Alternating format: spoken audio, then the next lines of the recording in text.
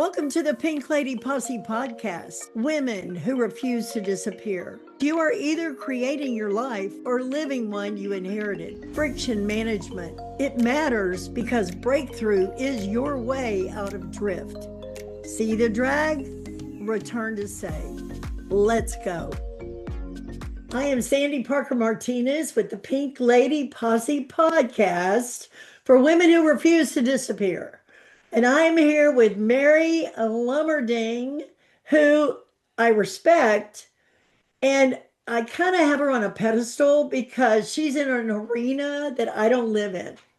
So let me just say that she is Chefmary, and she helps busy people navigate and live in and maybe even enjoy the kitchen. Is that right? That's right. So Yes. tell me from your perspective what you do and who you work with and how you help them and that sort of thing. Thanks for having me on, first of all, Sandy. I really appreciate and enjoy talking to you. I love talking to you. It's so fabulous. And you have my favorite glasses on. I Um, know. I want everyone in the world to be able to cook for themselves. I know you don't cook, Lynn doesn't cook, but you have to make a meal sometime. And I want everybody to have that ability. And there's many reasons to be cooking for yourself, which we can get into later if you want. But a lot of people see it as a chore, and it can be very enjoyable to be in the kitchen cooking. And cooking is could be raw, could be cooked. Any number of people, whether it's just for yourself or for a group of people. I help people to get organized in the kitchen. So that's clearing off your counter so that you can work. It's not making too much of a mess, so it's not a huge chore to clear up afterwards. Turn on the music, find some cooking music, find some kids to cook with, uh, shop effectively for yourself, so when you open the fridge, there's something to make.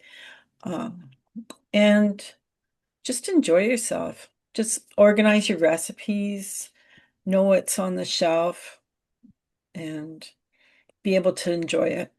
Now, tell me a story about Mhm, someone you've helped who went from there to there. Like, give me a picture of what mhm, that looks like. mhm.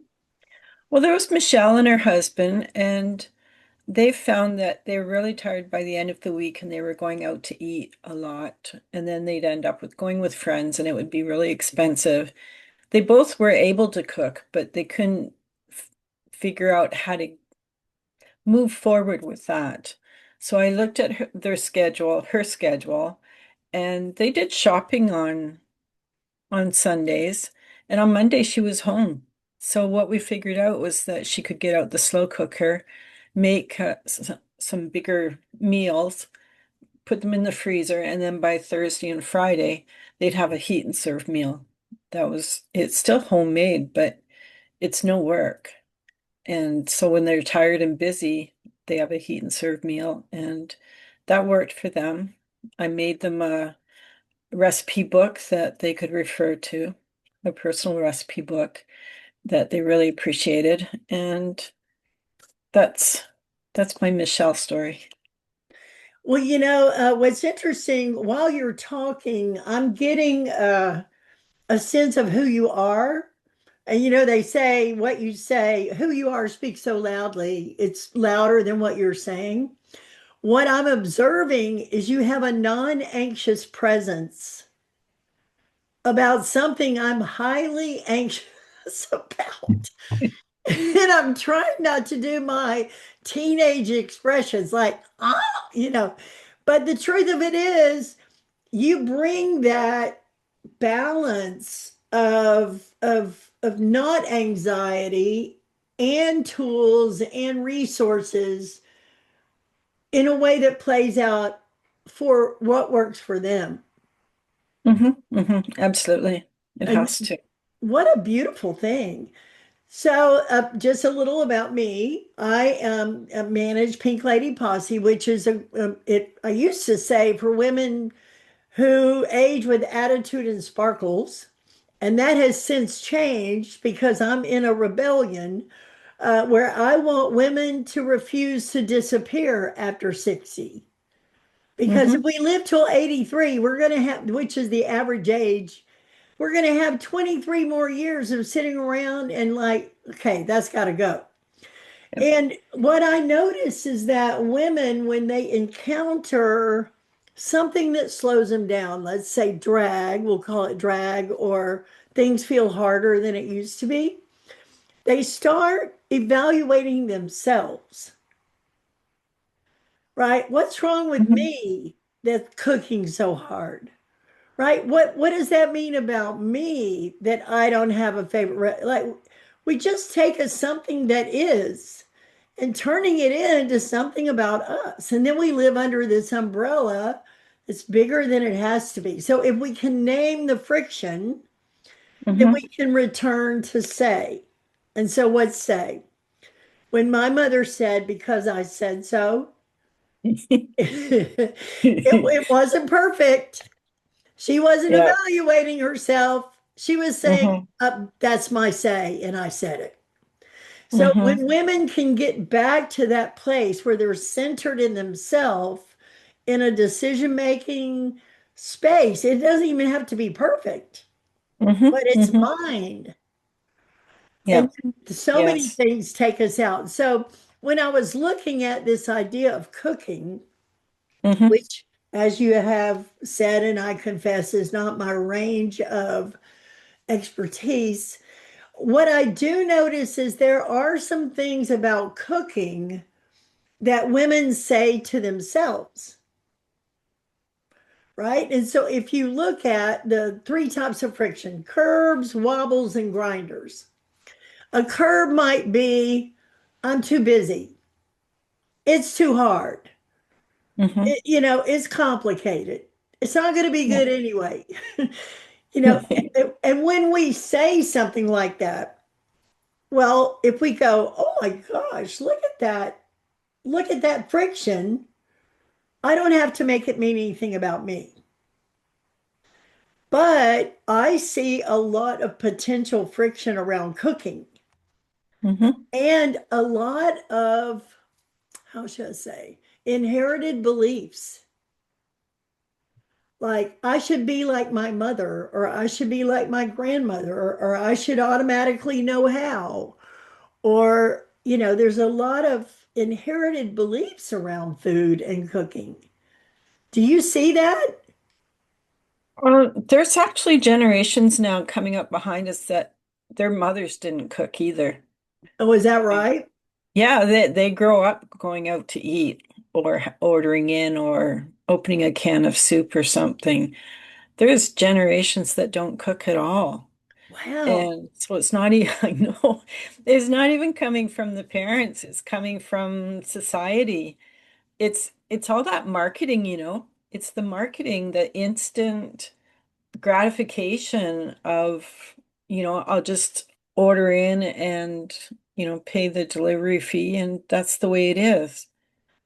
Hmm. So the way I see it now is telling people that save that delivery fee, cook for yourself, save the money, and next time you go on holiday, you can pay for it on cash and not put it on your credit card, Yeah. you Go on know? that cruise with that food money. Yeah, and pay for it, you know?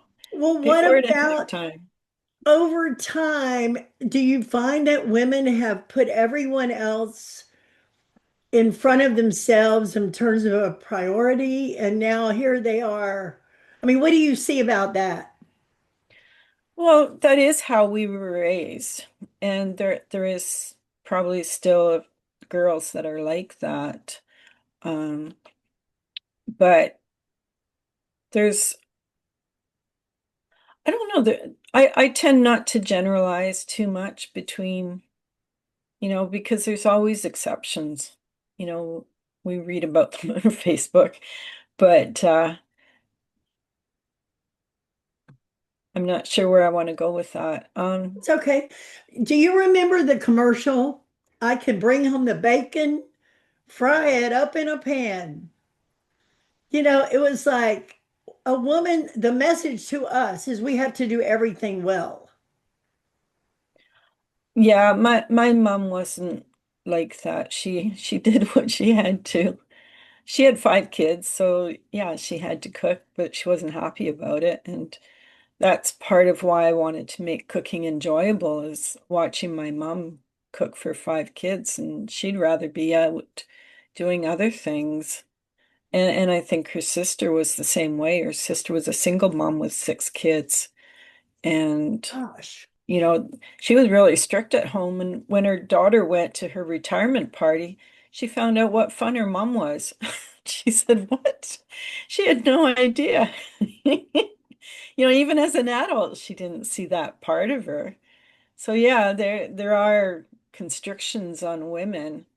And for 20 years, I cooked for my husband. He was a carpenter and he always started his day late. So he'd show up at 6 o'clock and dinner would go on the table for him. But last November, I broke my wrist and he started cooking and he's enjoying it. So he's doing the cooking now, actually.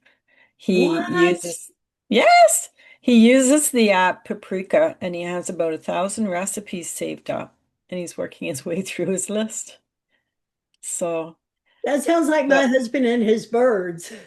He has a bird app, and every time he sees a new bird, it's on his life list.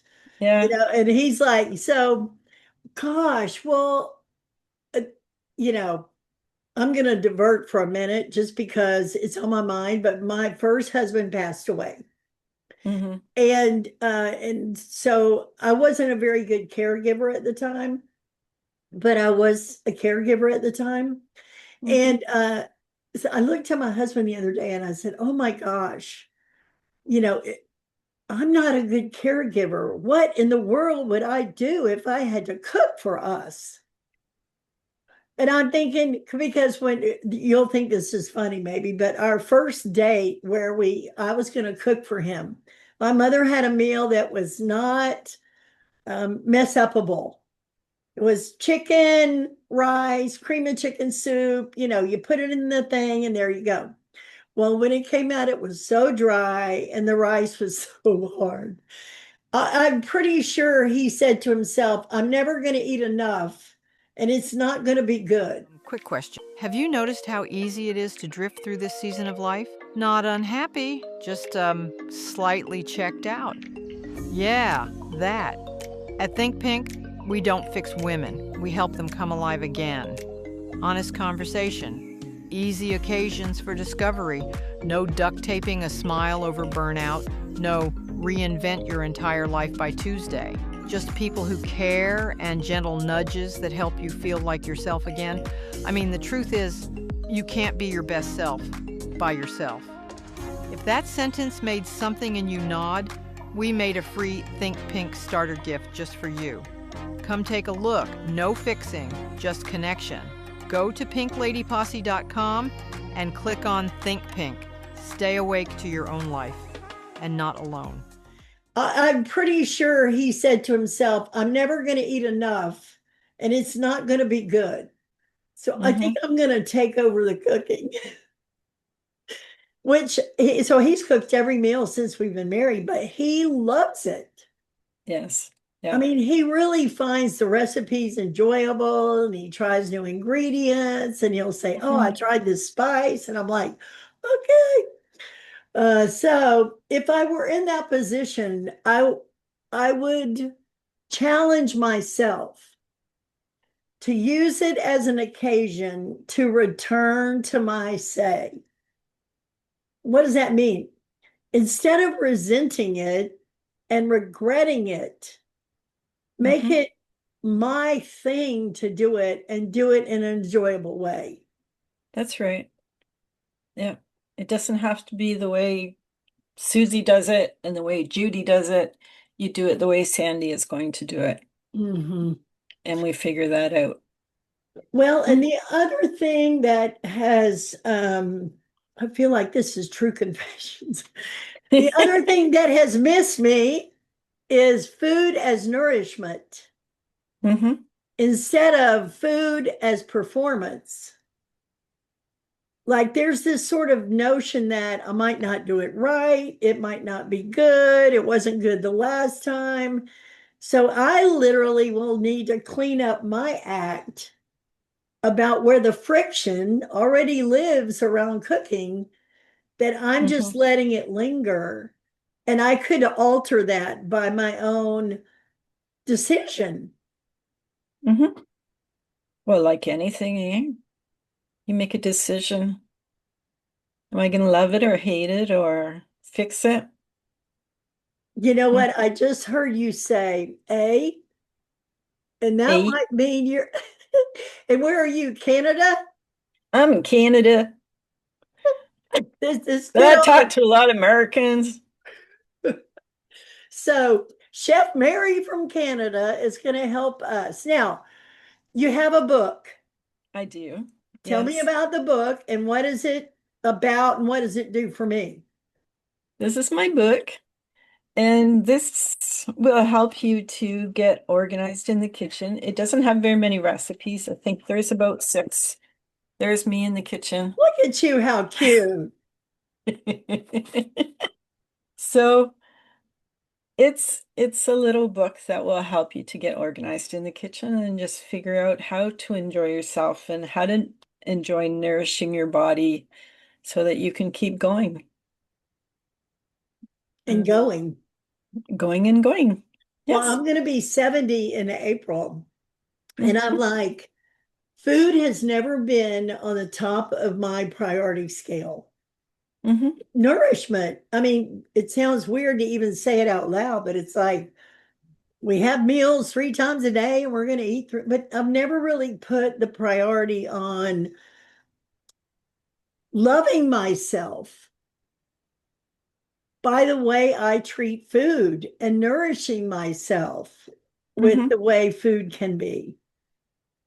Well, you can start with the enjoyment. What do you enjoy eating besides maybe chocolate or ice cream and Margaritas, no. You know, yeah. I love like squash.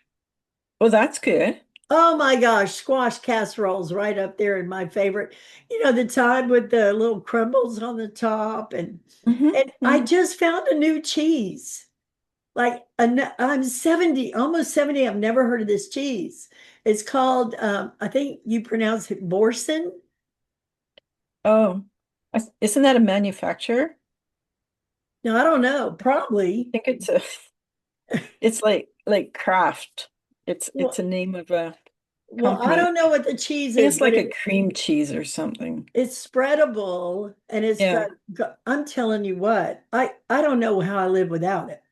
So my husband goes, I'm going to the grocery store. Do you need anything? I'm like, yeah, I need some of that cheese. It's so delicious. Yes. So I love cheese, of course, it's delicious, Hmm.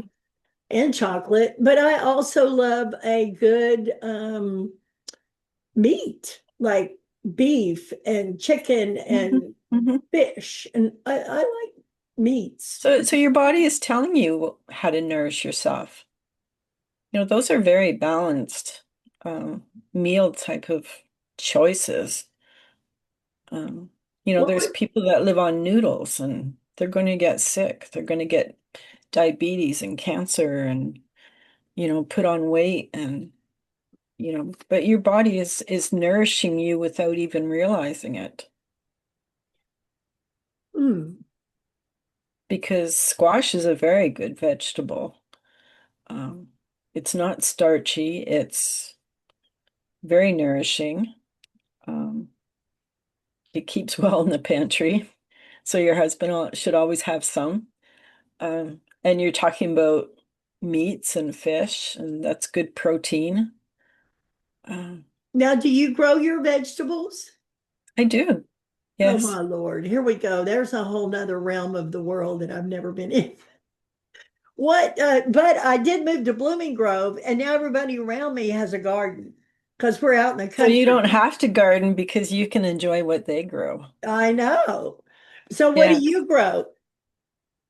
Oh, we grow a lot. We used to sell at a farm market. So my husband's a researcher. He likes to learn different things. And so we grow a wide variety of each vegetable. Like we had 7 kinds of radishes, and many people say I didn't know there were 7 kinds of radishes.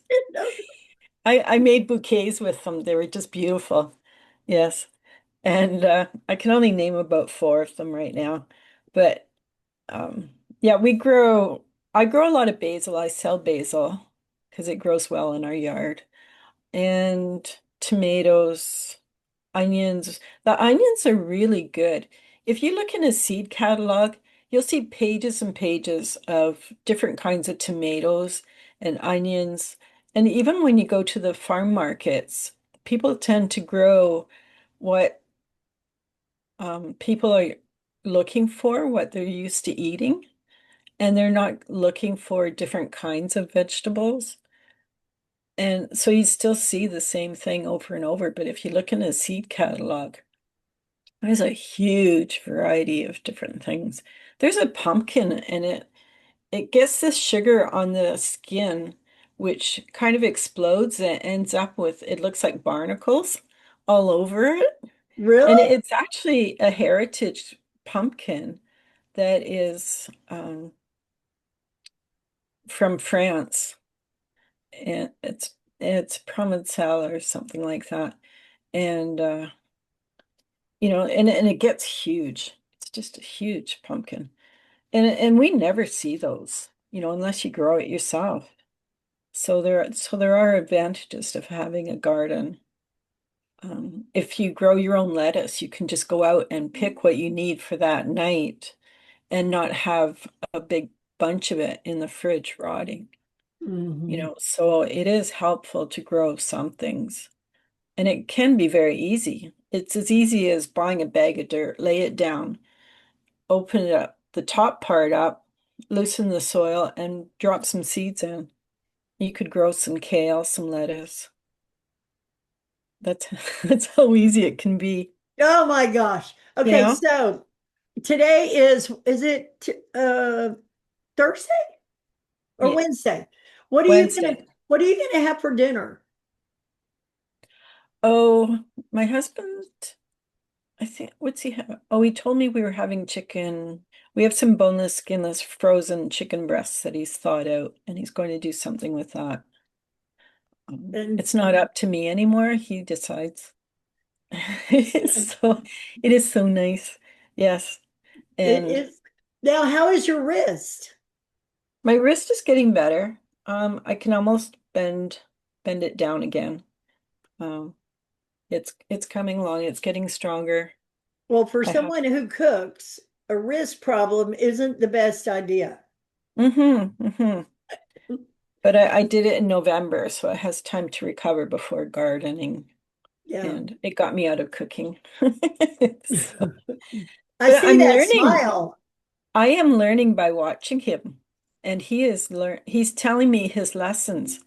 Like, read the whole recipe and pay attention before you decide to cook, because some things need to marinate for a while. Um, you need to cook this before that. There's decisions that have to be made according to the recipe. Do you have the right ingredients, or can you substitute something you already have? Or sometimes he's popping out to the store because that's what he does. But um, yeah, you have to pay attention. And also, he's learning how to cook, so it's less of a mess at the end. At the beginning, it was like I actually did a video showing the kitchen while my husband was cooking. So, But now, what but would you say? What are the tricks to keep it clean while you're cooking? Like, give me a couple. yes. One thing that's in my book that a reviewer mentioned, she said, I cook, but I never thought of this, was having, I use a square yogurt tub, a larger one, but putting a bowl or something on the counter to put all of your compost scraps into, or your garbage, and and then it's all in one place, and you just pick up the bowl and take it away. instead of having, bits all over the counter. Bits. And yeah, and another thing that I told somebody was that's where they always threw their keys and mail and stuff. So I said, put a tray on the counter and put your keys and your mail and all the little bits on that tray. And then when you go to cook, you can just pick up the tray and take it away so that there's space to cook without. I hate cleaning the kitchen before I cook. You make a mess anyway. So it really, I hate cleaning before I have to cook. One of my rules when my son was growing up, and I try to keep my husband doing, is leave the kitchen cleaner or as clean as you found it. Like, you don't make your sandwich and leave everything there for the next person to come in and have to clean the kitchen before you even start cooking. You know, um, that's just respectful anyway, but yeah. It is. All You don't right. want to clean before you cook. You clean and No. then you cook and then you clean some more. That's when it sucks. And, you don't want to have to do that.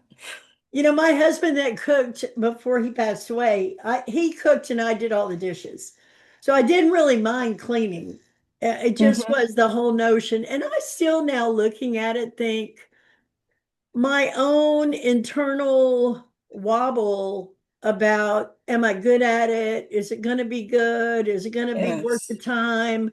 That Hmm. was really heavy on the process. It never seemed enjoyable. So, I mean, you're not going to have a good result with that.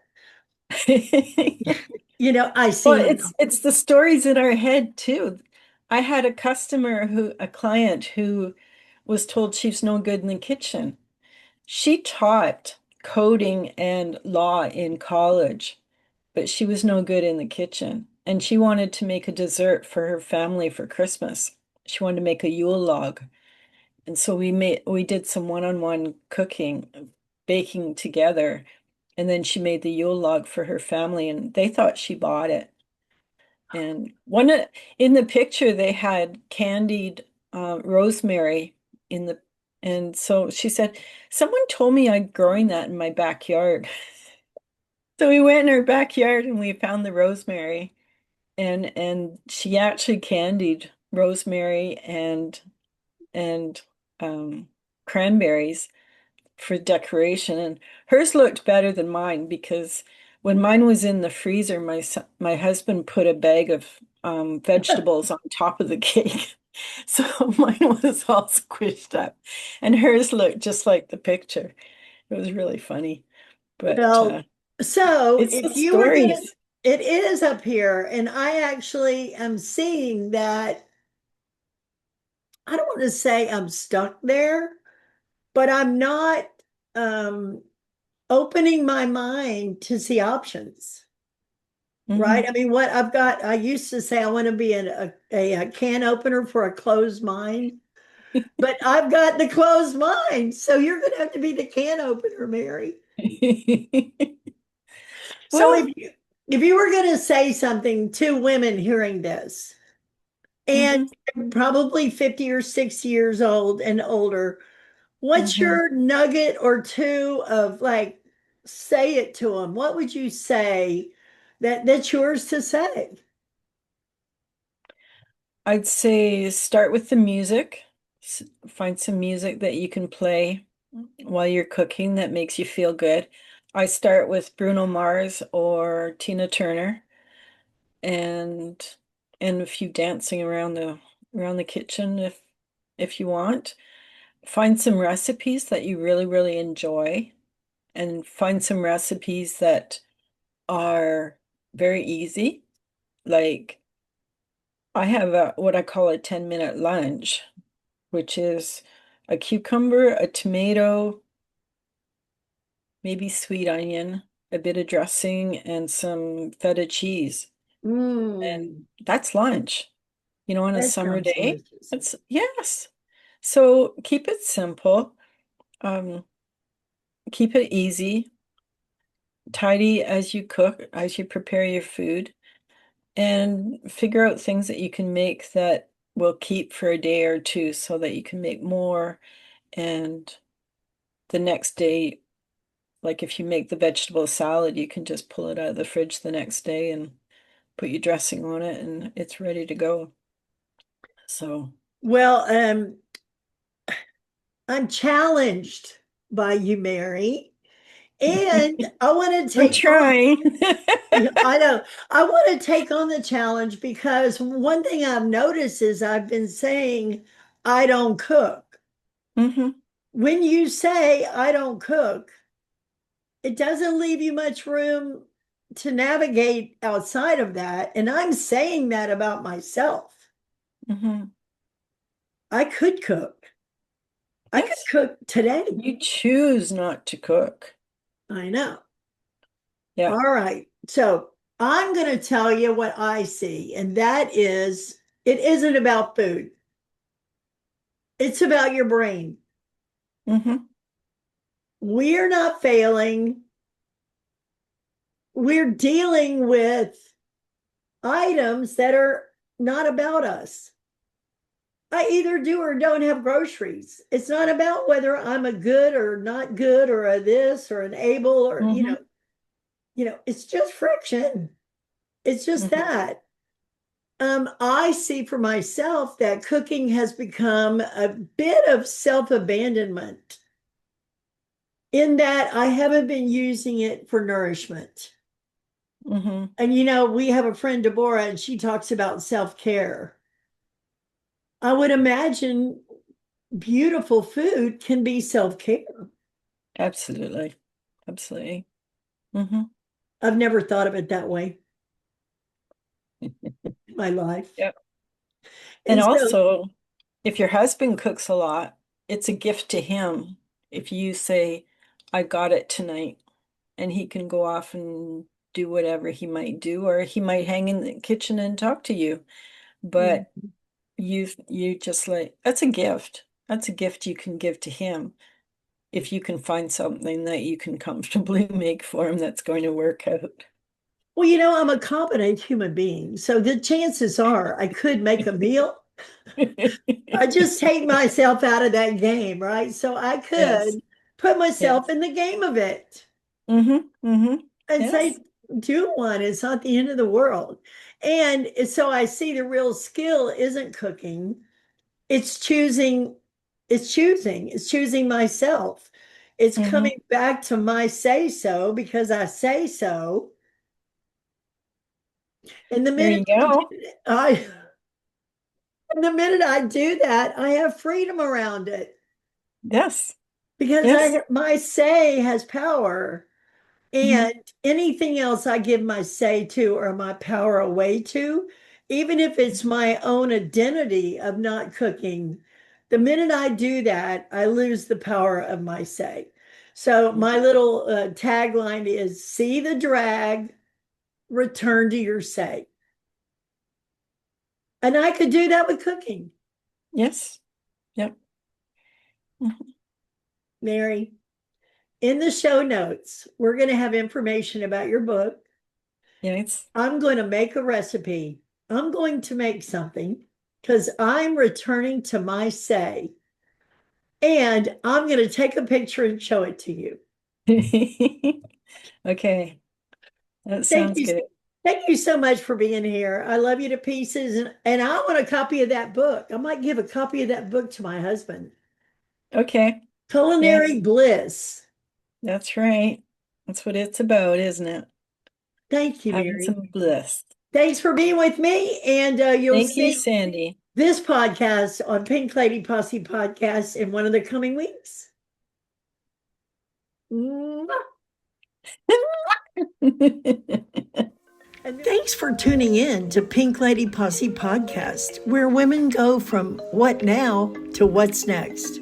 Come join us at pinkladyposse.com, where we share community, resources, and tools to support your next beautiful chapter. With love, light, and a little lipstick. See you next time.